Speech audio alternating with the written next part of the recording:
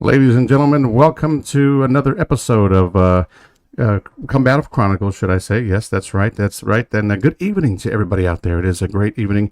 It's right here on the Tejano Time podcast. And for the very first time, I would like to welcome to the show. And of course, this is episode 4 of Combative Chronicles, as they're being brought to you by Anna and the great folks over at Combative Medical. So we appreciate those guys for taking the time to make things happen for us today. Anyway, right now we've got to welcome this one guy here, and I know most of you out there are probably familiar with him. And if you're not, we're going to rephrase. I mean, we're going to refresh your memory, okay? Because this guy goes way back. I'm going to seem. I'm making it seem like you're very old. You know what I mean? So yeah, and again, guys, as that this is, we would like to welcome Mr. Eric Jimenez, and it's Ian Eric, correct? Sean is the correct pronunciation of it is Xian, but I just go by Sean. Sean Eric. Awesome, awesome, awesome. Okay, well there we go. And going back to the days, well, let's just get the questions, some of the questions right here, right off the top of the bat here before him, because I know he's got a lot to talk about, and he's got a lot of great things happening as well for him going on right now. A lot of great things going on. You're no stranger to the music business, okay? You know a lot, and you've probably played pretty much every instrument there probably possibly can be on stage. Not all, but I'm just saying. But how old were you, man, when you first started? To pick up your first instrument. Put it that way. That's a good question. I mean, honestly, I was born into it. Mm-hmm. My grandfather was part of a group in the 40s and 50s and 60s called Orchestra Robles, and him and his brothers did very well. He was also a carpenter. But he supplemented his income by being a musician. And now he didn't tell his boss, but he actually made more money playing music than he did as a carpenter. But being around him, especially during the summertime, there were two places. So I spent a whole lot of time as a kid. And one of them was in Victoria, Texas, where my parents are from, Mm-hmm. and my grandparents as well, and their parents. Um, And when I would go over there, it was always, uh, literally 100% of the time, it was always a music lesson. Whether it would have been a lesson that I sat down and received personal instruction from, or just simply watching him do what he did. Now, he was a Mm-hmm. fiddle player. He was a fiddle player primarily, and all of us, and I say all of us, all of the family on that side of the family, we all have a primary instrument, and then we have the other component. And he was a fiddle player, even though he played everything. He taught me a lot about playing guitar and other instruments, but primarily he was a fiddle player. But watching him with his band, and my Mm-hmm. memory has to go way back because he was quite a bit older, and he passed a lot of his knowledge down to my uncle, whom I certainly saw during the holidays, but there was sometimes as well when I would go down there to Detroit. And he just recently a lifetime achievement award for music. My uncle did, Oh, wow. and so in my uncle's generation, which would have been his cousins and brothers and sisters, my mother being one of them, Mm-hmm. he was sort of in my family what they call maestro. Right? In my grandfather's generation, um, my grandfather was considered, as him and his brothers and his cousins, and so forth. He had that title, and of this generation, uh, although I don't want it, Yeah. it is said by him personally that that's what he considers me. That's my responsibility with my family because everybody plays. I'm on my mother's side. On my father's side, everybody's an athlete. Everybody is. It's Mm-hmm. just a fact. But on my mom's side, everyone's a musician. It's just I dare say family business because that isn't why um, that isn't why everyone does it. Mm-hmm. They do it because they can't help it. And when they say, just like with anything, when they say it's in your blood, they're referring to things being hereditary,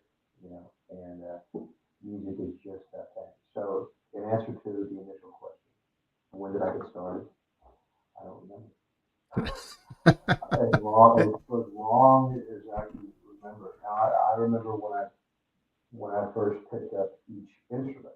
I just Hmm. don't remember um, when I first started. I think my mother was showing me chords on on on guitar probably before I was 6 until she got me my first drum set, which I really wish I still had because it was worth well. It was 1976 and I was 6 years old and she had got me a silver glitter Ludwig special edition. You know, Hmm.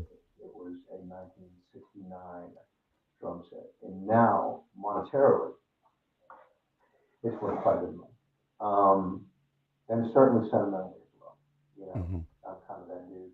Anything that I look at or experience that reminds me nostalgically of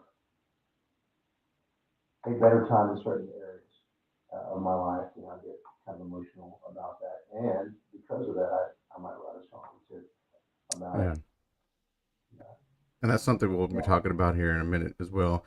Some of the songwriting and some of the experiences you had, and we'll share that with everybody in just a little while here. But again, to go back and refresh everybody's memory here, when you'll hear with Eric, he used to be he performed many years with the Pride of Pasadena, which is La Fiebre, the Fever Boys. Okay, guys, back I did. in the '90s, I know that for a fact. And coming out of the '90s, I'm not sure how did you still continue to perform them after the year 2000? I did. Now we had done. I was. Uh, I'm sorry. I put my hairs in my ear. I can't hear you too well. It probably after I'd left uh, the band. Um, sometime in the mid '90s, I then that I was working with. I had aspirations of being Hmm. a producer, and once I get my mind set on anything, whatever it may be, especially if the people that I care about are the ones that are going to benefit from it. You know, i.e., my family, children, Right. you know, parents. Um, once I get my mind set on something, and my incentive is for the benefit of my loved ones. Um, I'm not really sure if it's a good or bad quality, but I generally don't stop. And I had an opportunity to work with a gentleman by the name of Jerry Braxton, who's in the Braxton family, uh, Tony Braxton's brother, no cousin. Sorry. And I produced his record, but I was really tied up quite a bit. Although I already rostered up a list of projects that I was going to work with Hmm. as a producer. I just felt at the time that I wasn't quite being challenged enough. And um, the inevitability of growing when you're an artist is just that. You know, you're going to grow, you're going to develop. Every time that Yeah. you experience something new, every time you see something new, you just bring it into your arsenal. And I hear call it an arsenal because I don't use it as a weapon when I'm talking about martial arts, at least not yet, by the way. Hmm. Um, uh, it, you have a, an irresistible urge to ingest that and then express another piece of art. And I was limited, not because of the band that I was in, but because of the position I was in the band that I was in. That band was very successful. You Hmm. know, I wouldn't be sitting here right now if it wasn't for that. However, I couldn't embrace the opportunity if I had stayed where I was. Right. Um, so I started working with Jerry Braxton, and that was around the time that I parted ways with Xian. And that record that I had done with him, that I produced, went gold in Japan. He had a decent following over there. Didn't do so well in the U.S., but it did do well, so the cup is half full. Look at just about anything. You know, earlier I think that we were off the air, we were talking about the data. You know, everything is results driven. You know, Hmm. at the end of the day, um, if if you're shown appreciation for your piece of work, for your art, by a group of people, and that numbers up to a certain amount. That data relates directly to the service you provide, or how you perform, or what you write, or how you make them feel. And Yeah. Gary did really well. Now this was over in Japan, but 500,000 copies is that shouldn't say Mm. that. So that was a good choice on my part because it was directly related to the direction I was heading. So Wow. yeah, Yeah, definitely right. that's the That's story. That's what it definitely said. some information right there. Yes, that I wasn't expecting, but yeah, I mean, it's all good. I mean, that is just outstanding how things unfolded there, and transferred into where you're at today. You know what I mean?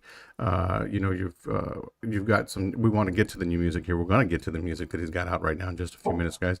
Some great stuff. You played all types of music, not just at Tejano. You played what rock, what else, what a country.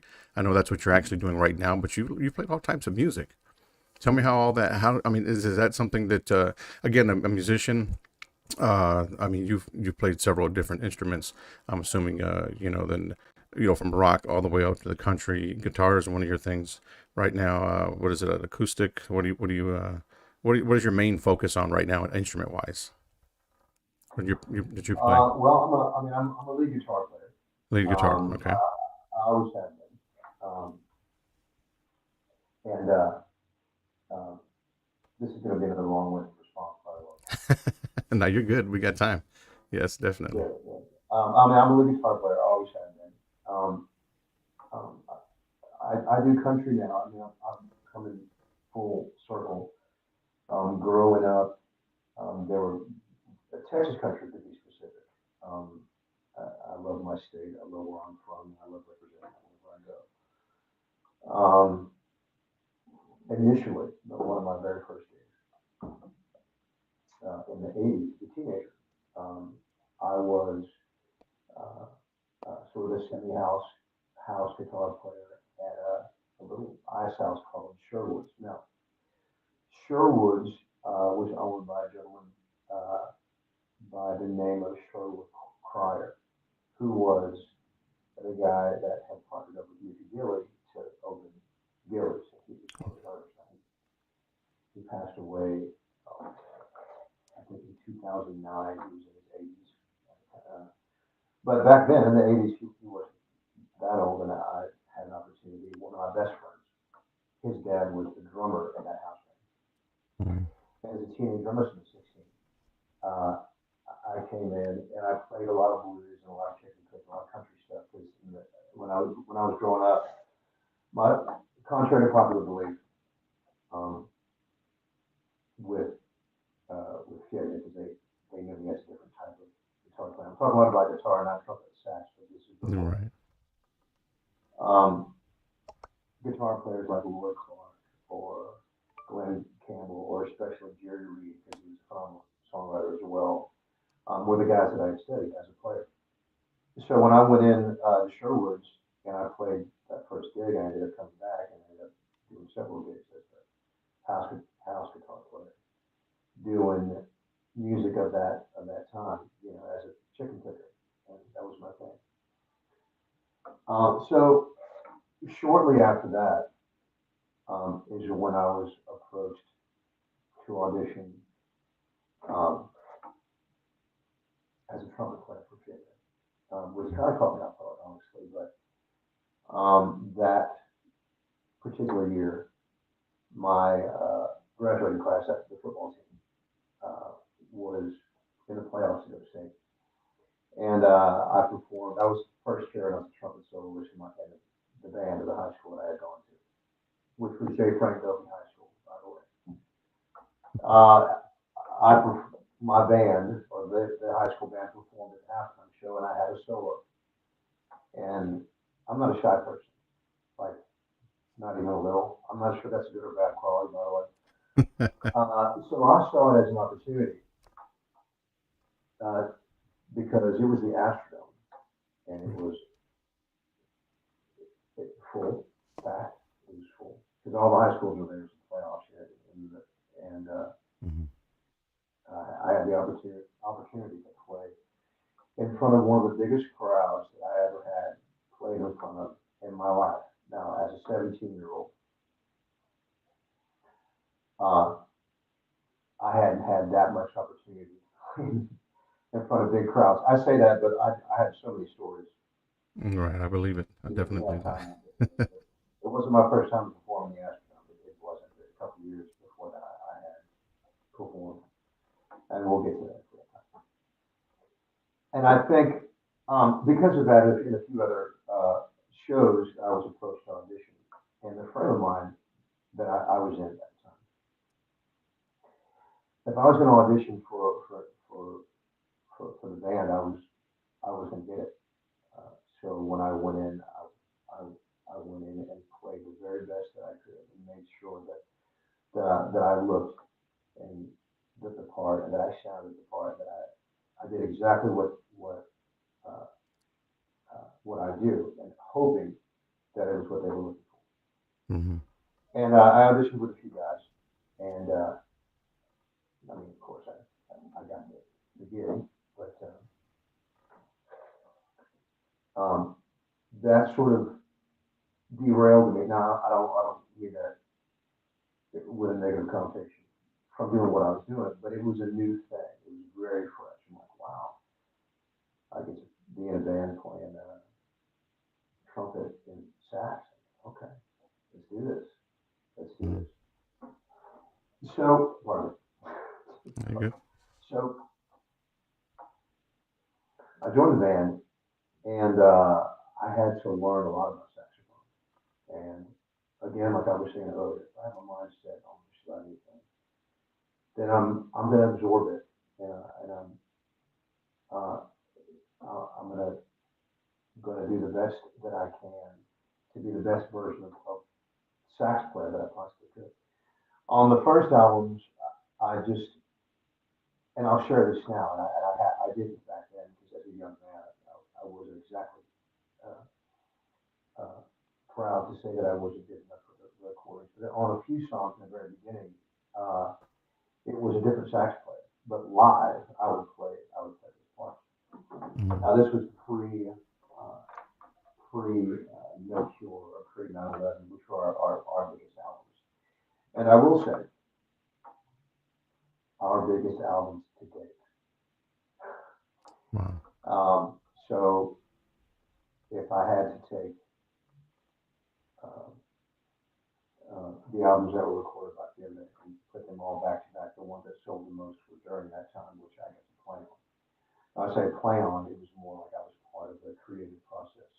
Hmm. Um, and back in those days, probably still now, but back in those days, I was very tenacious. Uh, I had, well, I suppose maybe a little bit more moxie and gumption than I do now, because you know you start to taper off a little bit as you get older. Yeah. Uh, but in the beginning, like on the first record that I was part of, it was Joe Posada that played the saxophone. Okay.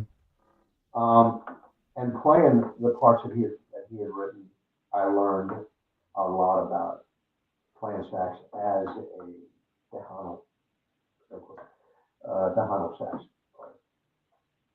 Being surrounded by the level of talent and bands that I had the opportunity to experience, because once you start selling records, then you're surrounded by other people that are selling records. And again, like I had said earlier, um, you get what you put in. You know, Yeah. if I'm standing next to Joe Posada or the sax player for David Rush, and they're playing, and I'm going, wow, I'm actually on this level. Now, I'm not talking about showmanship or being young at a time or anything like that. I'm talking about as a musician. Hmm. I learned a lot just by listening to those guys, but I still had to do it my way. So when the next Yeah. when the next Right. record came around and I was recording songs like It Is Me, Good Animal, for instance, I recorded a sax solo in the middle of the song, which initially was not supposed to be there. Probably half of what I did on all the records initially was not supposed to be there. I just heard it a different way. Hmm. From a different perspective, even being a young man, all the experience you ingest so much art and so much influence, and then you almost regurgitate it all at one time. And that's what I was trying to do. And I used to have Yeah. this thing when I go to the studio, and I would tell the guys, uh, someone would present, or people would present a lyric or a hook, and I'd go, okay, guys, I got the whole arrangement right here in my head. Yeah. And they would laugh because I was the youngest. I was the youngest one. I was the only teenager. They were well into their 20s. And but back then, that sounded old.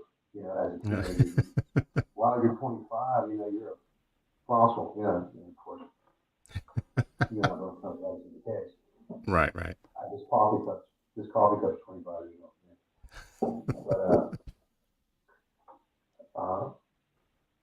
but truthfully, I had at least a version of how it was going to go in my head, and I certainly couldn't record everything at one time. This was pre-Pro Tools, which you know.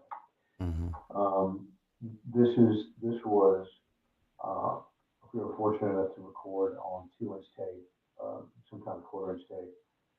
Um, Cutting and pasting literally meant cutting and And pasting. pasting. So if there was a particular edit you wanted to do, um, you had to have an unlimited amount of patience. I used to have to say back then. When we were doing that, someone would say, "Hurry up!" I say, "I'm not a doctor, but I'm running out of patience." Hmm. So that's how we would do it back then. We would literally cutting the tape and scotch taping it together and hoping for the best.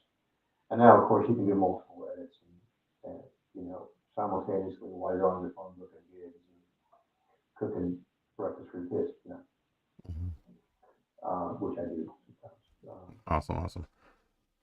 But so that was my introduction to fit it, but being uh, coming from my perspective and being creative and sort of not, you know, not disallowing myself to be part of the recipe. When a song is written, um, it can be arranged and you fall in the major parts and you play. I never did that. I still don't. I couldn't imagine doing that, to be honest with you. But that's just my personality. Now, that being said, the songs that are a part of that as well was a direct result of that recipe, me being part of it. Hmm. So if I would have been any different and not did things such as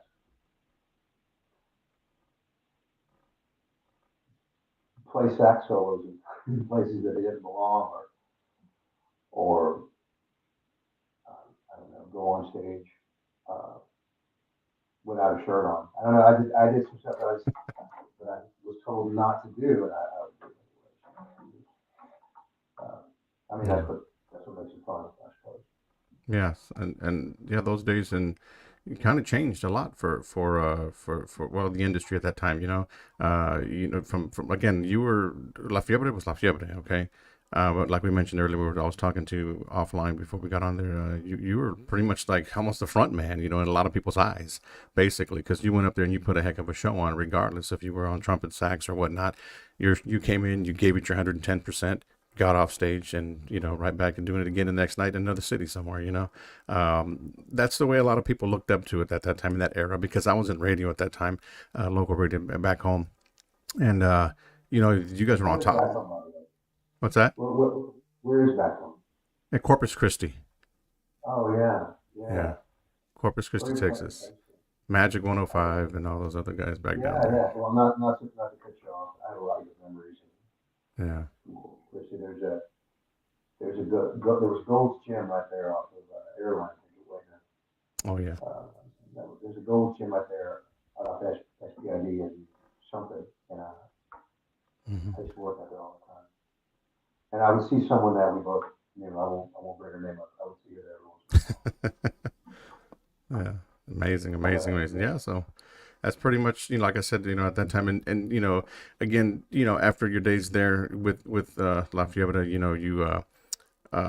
did you just take a little time off, or you just went straight right into doing your country scene?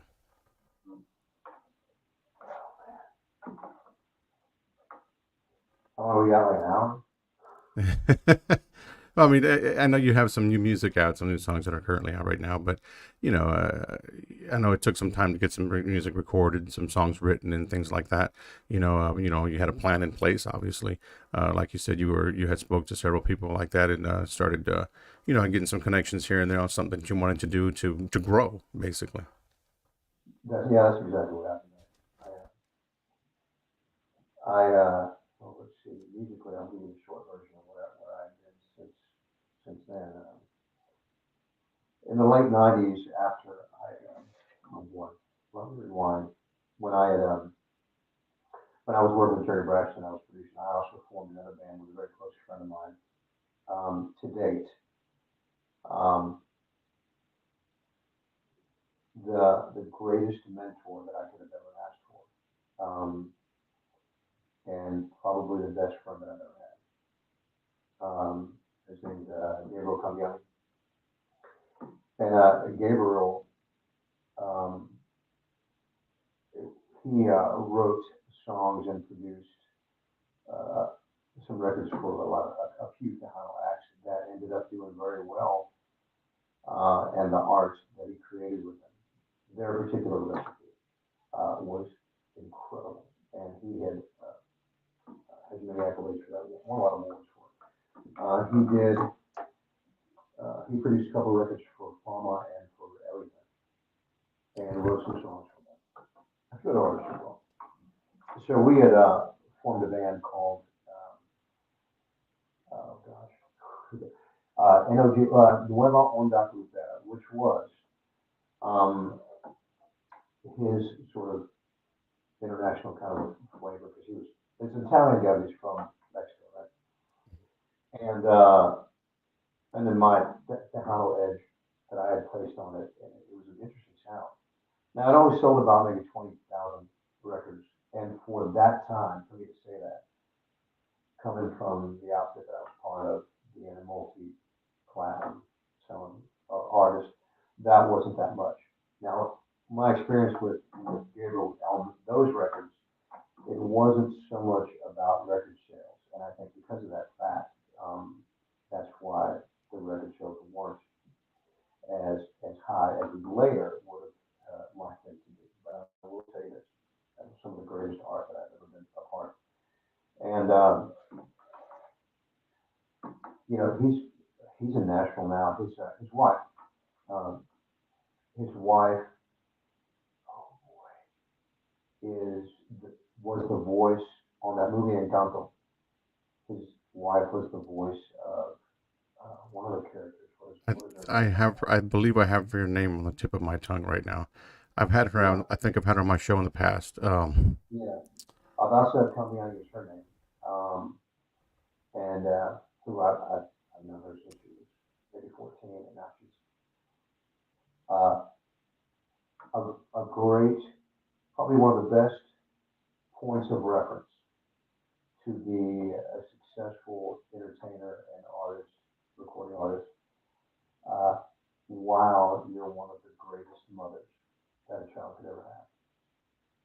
And she represents that very well. She's a good point of reference. If anyone in the music business um, feels that to be in the music business, it hinders your ability to be a good parent, mhm, that's just not true. If anything, I would say that it enhances it. When you don't, when you potentially don't have access to your family, your children, things that you truly love and care about, once you finally do, you appreciate that time even more because you blink. I don't know how many children that you have. mhm. The mind grew up so incredibly fast. No, I didn't miss a lick, but I wasn't planning on it. My number one gig was to be a dad. I didn't care what I had to do. And I missed out on a lot of opportunity because of that. And if I had to do it all over again, then I would do it all over again. Because nothing is, to me, personally, is Yeah, more important than family. And certainly more correct. important than making money. Yeah. Wow.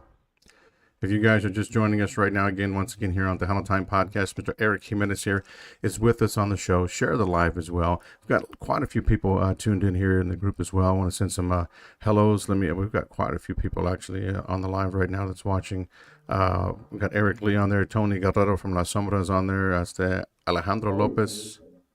Yes, we got all kinds. Jesse Torres también, Felipe Leal, Juan de la Fuentes watching, Bobby Peña, Mercado, Mr. George Mercado, Olivia Ray, thank you so much. Anna Maria Lopez, that's right, she's watching as well. Big shout out to her, proud sponsor of the show tonight.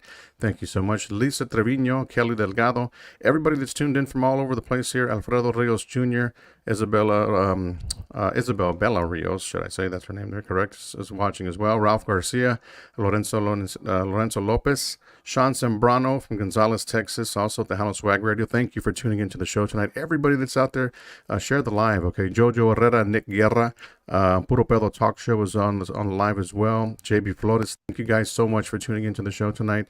As to share the live, this guy's got a lot of great things going on for him, and you're going to hear some of his music that he has here in just a few more minutes. It's awesome. It's amazing. There's a good song that I like there. One of my favorites. We've got a video as well. So I'm just debating whether we're going to take off with the song or the video first, here and there. But we're definitely going to get to it. So everybody over at Lake Jackson, Gonzales, Texas, Brownsville, Pearsall, Texas is watching. Mercedes, Texas. Thank you guys so much for tuning in here to the show tonight. As New Mexico también also. As Hurley, New Mexico. Thank you so much. Wow, we've got a lot of people out there watching the show tonight. So share the live, guys, as to spread the word. This guy, like I said, he goes way back from his Fiebre days, from La Fiebre. Now he's got a lot of things going on here currently with some new music, and took it down the country road. So it's something that you had your countryside, like you said, you wanted to give some attention to. Tell me how that all came about.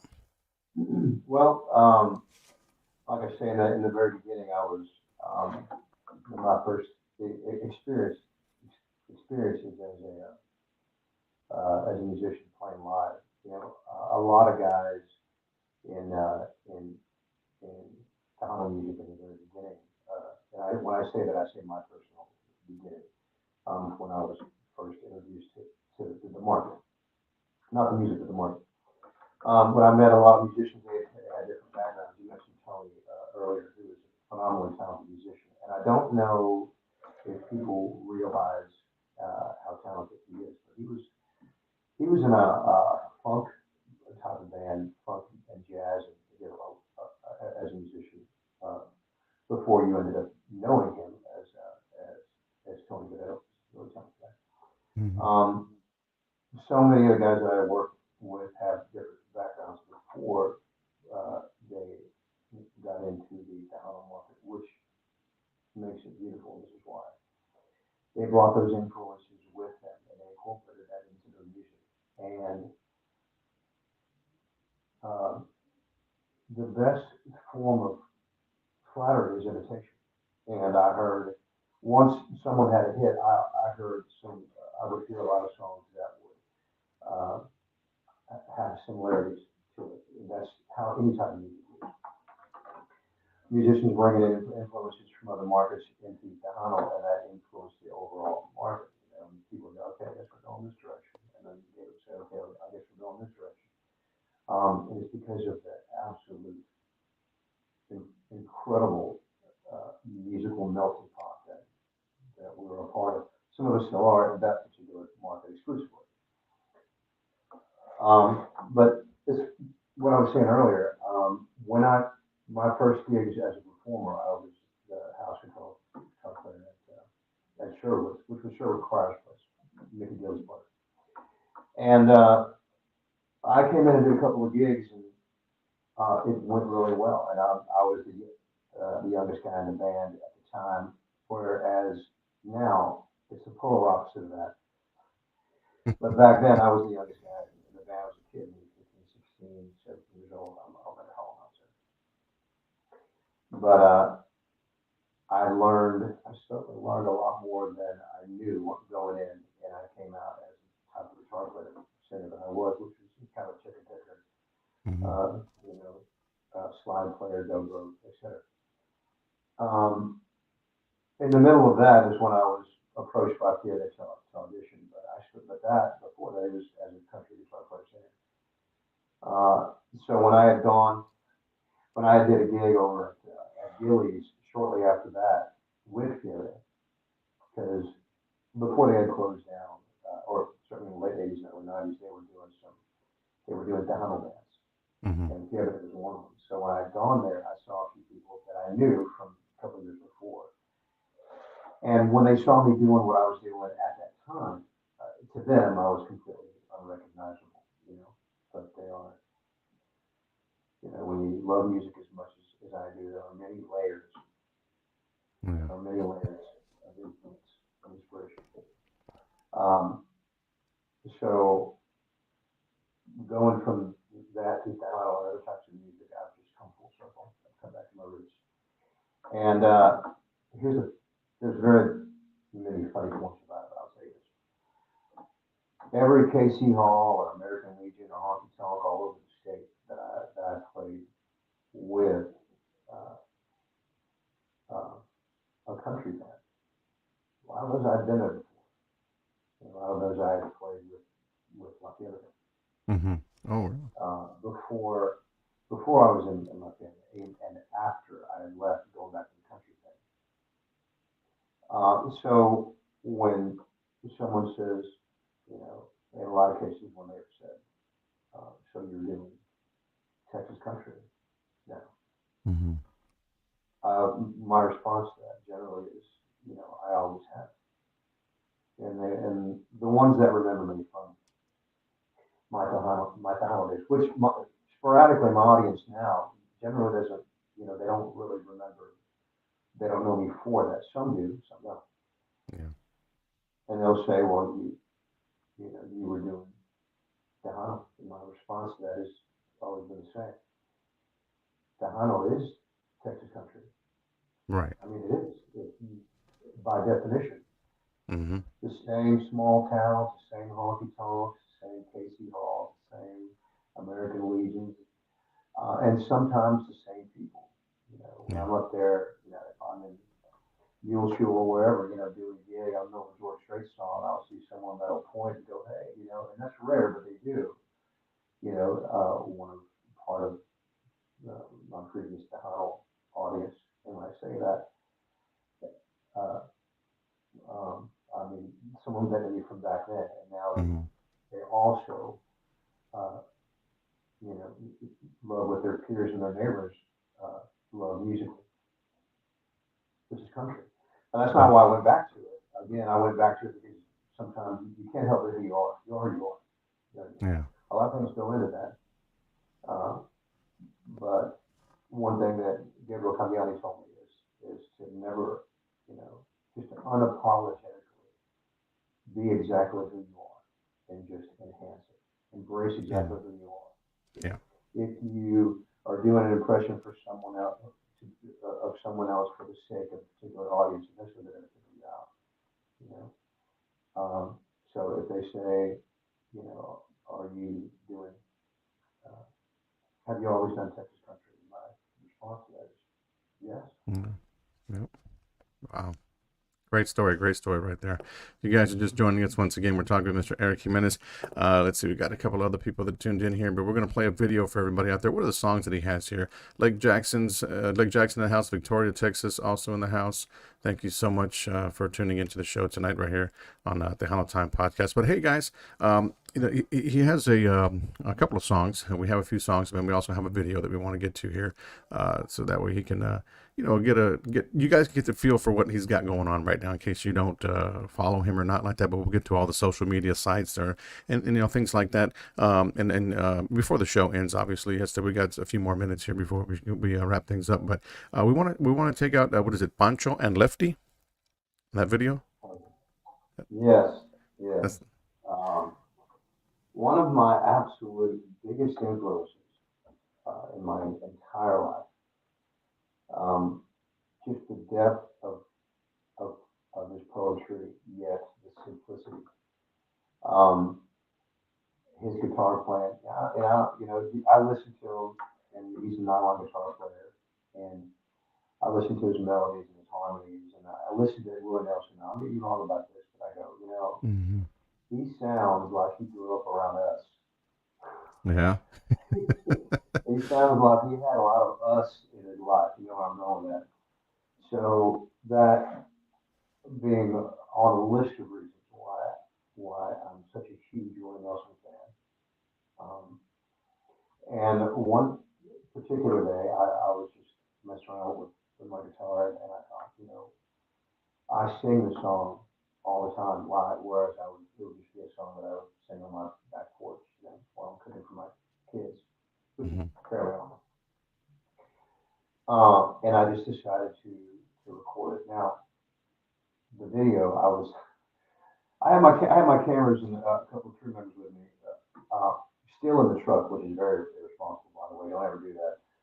Um, but I went, I was going on my way to go mountain biking because I do that fairly regularly, and I was on my way to the trails, and when I got there, I had already recorded the song and I was listening to it, and I thought this is a great place to record a video. And they're like, now? Yeah, now, And my woman was there too. She's really, really good. Cameron, really, really good. And we managed to document something fairly digestible, and I've got a lot of good responses from it. So Yeah. thanks for Nelson for giving me a good song to record. Yeah, check this one out, guys. It's if you're watching the show, Mr. Eric Jimenez here. The song Pancho and Lefty, like you said here, we mentioned here a little story behind that scenes on this one here. We want to let you take a listen and look at and view the video. Let us know what you think as well. Drop your comments in the box. We would like to know what you think about the song and the comments box and the video as well. So please check it out. And we'll be right back here in just a few minutes with some more Eric Jimenez right here on the Tejano Time podcast, guys. All right.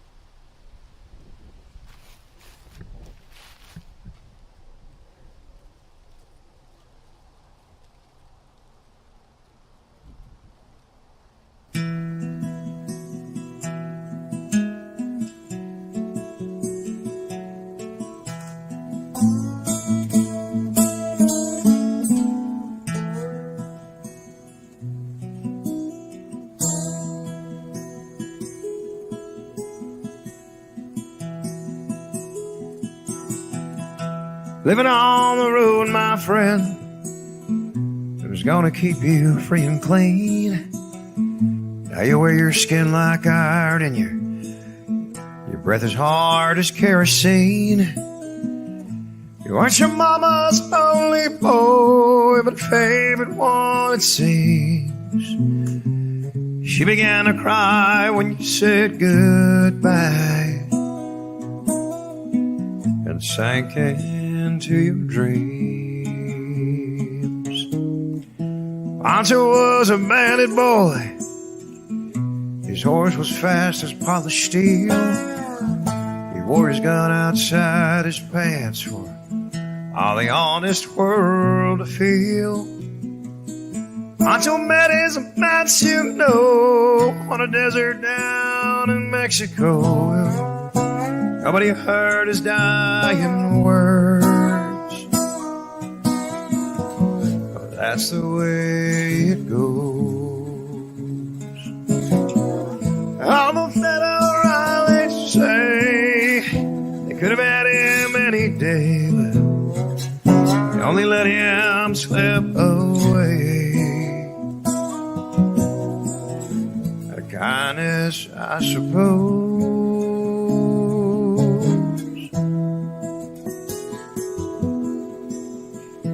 Lefty, he can't sing the blues all night long like he used to. The dust that Pancho bit down south, well, ended up in Lefty's mouth. The day they laid on Pancho low, Lefty split for Ohio, well, where he got the bread to go. There ain't nobody knows.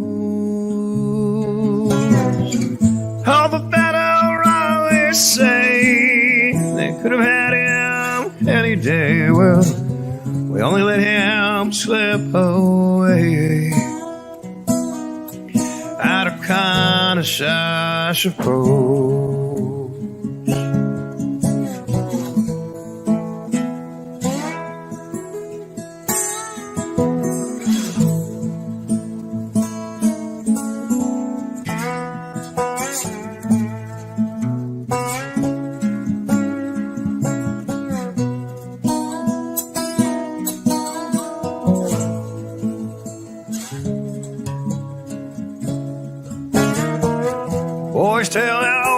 Pancho fell, left his living in cheap hotels.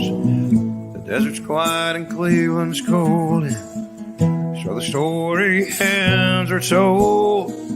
Pancho needs your prayers, it's true, but save a few for Lefty too. Well, he only did what he had to do. And now he's growing old. All that O'Reilly say, they could have had him any day. Well, we only let him go so long, out of kindness, I suppose. If you believe that O'Reilly say we could have had him any day, we only let him go so long, out of kindness, I suppose.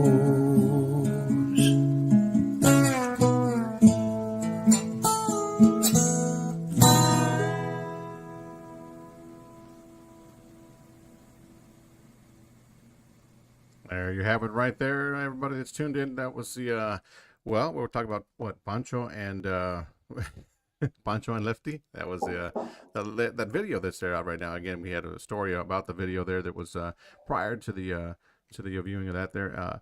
Again, another great piece of work there from Eric Jimenez, and it's not over. He's got more great things in the store. We got more music that we want to play for everybody out there as well. Shout out to everybody that's still got us tuned in here. To Roy Mesa also tuned in. David Hernandez, Monica Cortez Jr. Let's see, Cumbia Champs as well. We got. I got a message up here on the top here, Eric. I'm not sure if this was addressed to you, but this was at the beginning of the show, and I totally forgot about that. We were having a conversation there. Raul Nano Fuentes. I'm not sure if you're familiar with that name or not, but he says, hey, carnal, you going to come see us on Saturday? So I'm not sure who that is, but I have no clue, but it might have been addressed to you. Just wanted to point that out. I wish I could. I've actually got a show of my own. I don't have my calendar in front of me, but you get to where you fill up the calendar, and there's a certain you get to a certain point sometimes. Admittedly so, you get spoiled by it because you get in a position where there's so many musicians that are very talented. They don't always have the opportunity to get out and work. There's very many gigs that I have to say no to, and I'm infinitely grateful to that. Now, before I say no to those gigs, I always pass it on to one of my peers that are doing the same thing, because reciprocally, earlier I was saying you get what you put in. Same thing with people. If you want friendship, you give it. If you want a smile, you got to give one first. If you want love, you give it first. If you need a favor, you better offer one first. So if there's a show that I can't get to, I always give it to one of my other musician buddies. But my point is I'm somewhere Saturday, and I don't know where that Don't know where. I don't know where. Yeah, we'll figure it out as it gets closer, huh? Yeah. Big shout out going out to Bobby Castaneda, who's watching the show from Califas, California. Thank you, Bobby. Appreciate you tuning in, and share the video, guys, as well. Another song that we want to play here for everybody out there before time is we got a few more minutes here on the show, but we got a couple of other questions here for Eric before we go on to the next song here. What is the best piece of advice to another musician or art? Another musician or artist has given you throughout your career? What is the best piece of advice? Anything that you would like to touch bases on? Anything more? That actually helped you along your way to guide you in the right direction, musician wise? Yeah. How much time we got? We got about maybe 10 minutes or so. Let's see. Yeah, about another 10. Well, we got about 15 minutes, I would say, because we're going to play that song. Any piece of advice that I could pass on was one of two things. It was either given to me by someone that I have gobs of respect for, or it's from personal experience. Mm-hmm. So on that list that I have of advice, every one of them could be the first thing on the list. So I was thinking, Wow. be yourself and represent that without apologizing. Yeah. Do exactly what you do. Again, I was saying earlier, you are who you are. A lot goes into that. Mm-hmm. And for starters, it's genetics and heredity, and you end up becoming a product of your environment. Sometimes you don't know exactly who you are until you're around a certain element. There's something called epigenetics, which basically means you don't realize how much you are a particular talent-wise, for instance, until you're surrounded by musicians that can bring that out of you. And the epiphany that I had when I was surrounded by a level of musicians that I thought that I was comparable to, at that particular moment, here's what my advice, here's what applies. Be open-minded to grow, because if you're not, the only obstacle that's in your way is you. That's you. That's it. Mm-hmm. Yeah. Great advice right there. You're definitely right about that. It's all in their hands or your hands, basically. So yeah, definitely. And you like I said, we touched bases on that earlier in the show, where you had an opportunity to grow and you took it. Because you saw better things, or you're looking over the mountain, or you're looking outside the window, and you're reviewing things different from where you were at that particular moment in your life. And it opened a lot of doors for you. Look where you're at today, doing a lot of stuff that you did prior to what you did back in the 90s, and you're carrying it on. You still continue to do what you do, and I know you're gigging here and there, and I've seen a lot of your posts and stuff like that, but just continue to do what you do, but just continue to do what you do. Bring the music to the people, you know what I mean? That's what it's all about. That's what you're known for. We wish you continued success, anything and everything you do and anything you have on your plate right now, just tackle it. And I'm sure you're definitely, one to do what you have, like I said, on your plate. Everything that's there, you're going to grab it and go with it and run with it, because you are where you're at today, for a reason. And that's because you didn't hold back. You saw something out there, to grow, and you're growing. Outstanding. Great advice. For everybody out there that's listening, take that and run with it. Because I've heard several pieces of what he said like that before in the past, in a different manner. But you said it, you couldn't say it any better than what you just said right there, Eric. Yeah. Good deal. So we're gonna play a song before like I said, we got a few more minutes here on the show. A big shout out to Carlos P. Garcia, Tejano singer as well. He's got us tuned in. We got Butterfly. I definitely want to play that one there for everybody out there. Give me a little bit of a backstory on that one there.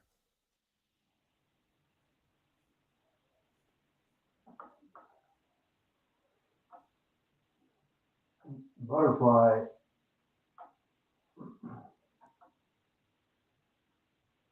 is it's a song about forgiveness. And if you're ever in a position to where you have to weigh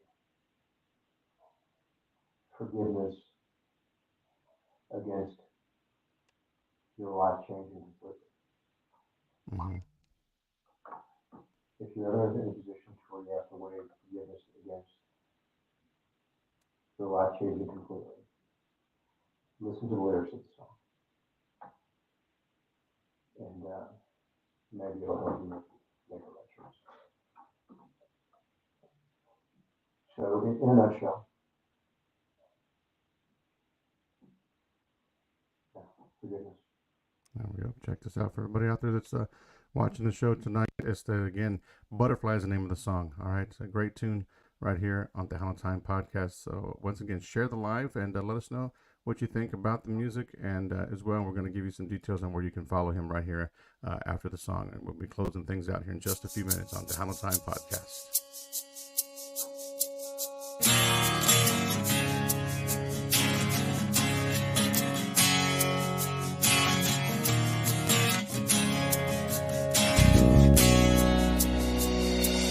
said goodnight, not goodbye.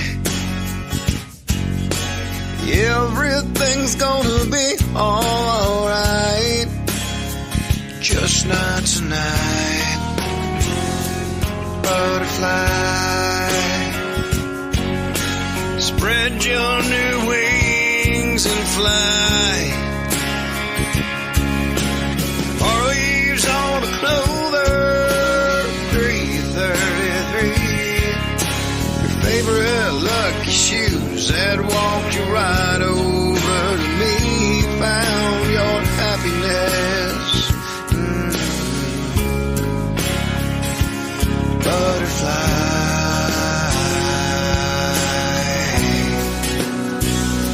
She closed her eyes. He didn't know. She had nowhere else to go. She held his heart. He held his wife. Grabbed on with both hands and held on for dear life. 3 words and forever is a long way to go. I'll write it in a letter, but you already know. Found your happiness. Butterfly.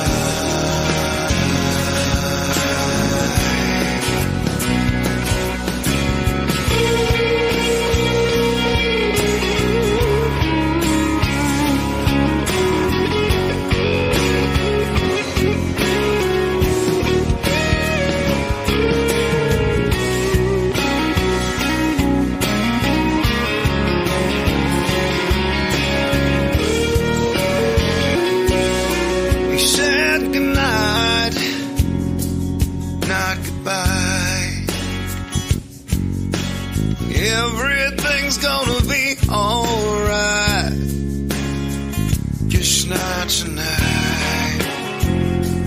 Butterfly, wipe those tears from your eyes. An acorn's lucky shoulder from an old oak tree. Your favorite lucky shoes that up and walked all over me. Find your happiness.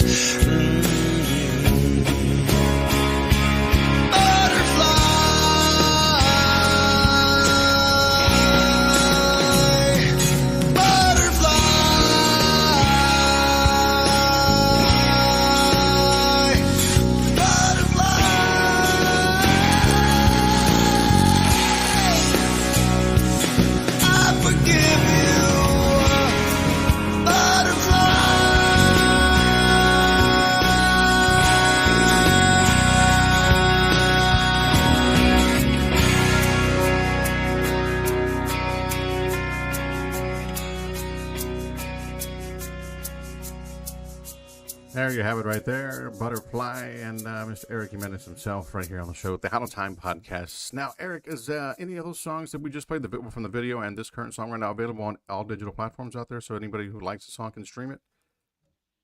Absolutely, all digital platforms, Spotify, Apple Music, YouTube, etc. All your standard platforms. Awesome, awesome. So if you guys like what you hear, go out there, search his name and songs. You know, like I said, we played Butterfly here. We had another one earlier that we touched bases on, which was the video. And again, if you guys like those songs, Pancho and Lefty, search it. You know, search his name, Eric Jimenez. It's on there. It's on all digital platforms. So like you said, Spotify. You can also find them on YouTube, anywhere else like that. But add it to your playlist. You know, take it on the road with you wherever you go. Good stuff. So again, we got to that social media sites. If anyone wanted to follow you today, right now, to keep tabs on where you're at, where maybe they want to check out a performance later on in the upcoming dates in the future, where could they follow you at on social media? Well, I post all my shows on Facebook. I try to keep it really simple and as intimate as possible. Yeah. Now I have several social media sites that they have to do with all the stuff that I do. You know, I have a couple that where I'm just consolidate all of my hobbies and my endeavors and all the things that I do. It's a little bit confusing, Yeah. but there's no particular theme. And the theme, in actuality, to my social media is versatility. You know, do whatever it is that you do, and it's about as disorganized as my brain is sometimes. Yeah. Oh yeah. But as far as following me for my shows and pick up the calendar, just go to look up my name on Facebook. I always post my shows and make it public, so anyone at any time can go there and check out, a calendar and just about everything I got going on a daily basis. Good deal, good deal. So you guys can follow him out there. Do you have anything off the top of your head right now, on a future date that you have just off the chain for anybody out there? I'm going to be writing more songs. Um, songs that I'm going to be recording songs that I've already written. I'm going to be experiencing a whole lot more life. I've got a lot of big shows booked.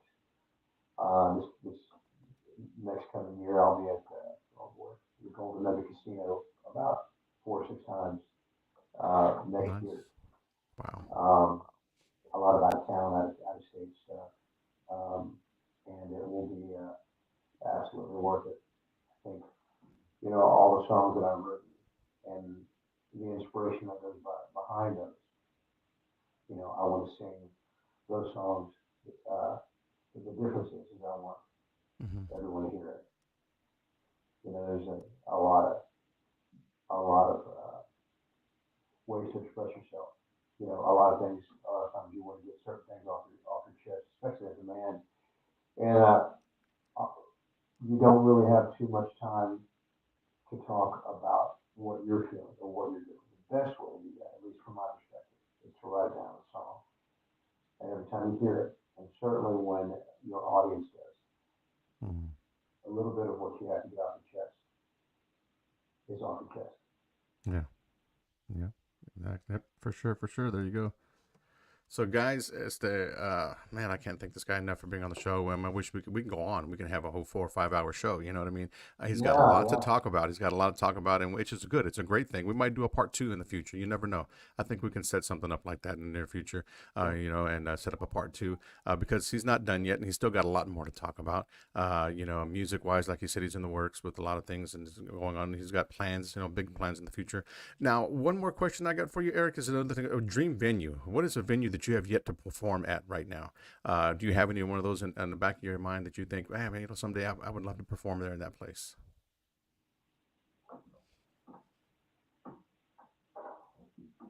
You know, it, it's not so much where. Mm-hmm. Um, it's not so much where I perform. I think it's for whom. You can play a venue, and for instance, if I go up and I do a lot of songs that I love, and Yeah. I cover a lot of George Strait. I cover a lot of Luke Combs. I do some of the Denver Cats, as well, Giovanni and the Hired Guns. And if you don't know who that is, please check them out. That is the baddest Tejano dude of all time, and he's got a record out called Tejano Punks. It's a country album, and he's a beast. He just played down the street. I live here in Katy. He just played across the street at Moe's place, Mm-hmm. and he represents the heck out of us, and I'm really proud of that. Um, Awesome. but to rewind just a little bit, I even cover a couple of songs as well. It's not necessarily a dream venue or even where. It's for who. Who are the people I'm talking about? You're right. The people that end up singing every single lyric right back to you. That's my dream venue. There you go. Wow. I wasn't expecting that, but that is awesome. Definitely got connected on that one. I'm sure with a lot of people out there as well. That's amazing. He's always got a great answer. You know what I mean? He doesn't go and just take the quick way out. You know what I mean? This guy is freaking awesome. You know what I mean? He not that he puts a lot of thought in it. He's just, he's intelligent, he's smart. You know what I mean? He knows what he wants. You know, he knows what he's looking for. He knows his audience, and that definitely makes him happy. Someone out there to sing your song right there in front of the stage, right there. That's where you want to perform, right there. Awesome, good deal. Eric, I couldn't thank you enough for being on the show tonight. We appreciate you taking the time to be here. We definitely will get another one in the books later on in the future, part 2.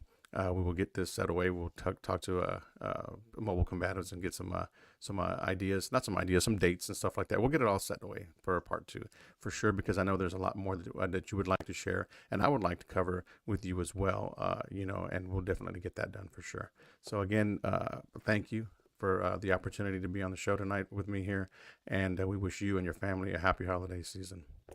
Right on, brother. Good to see you, man. Proud of you, bro. Keep on doing your thing. Oh, definitely continue to do my thing. You have a good one, and you take care, and enjoy the rest of your night.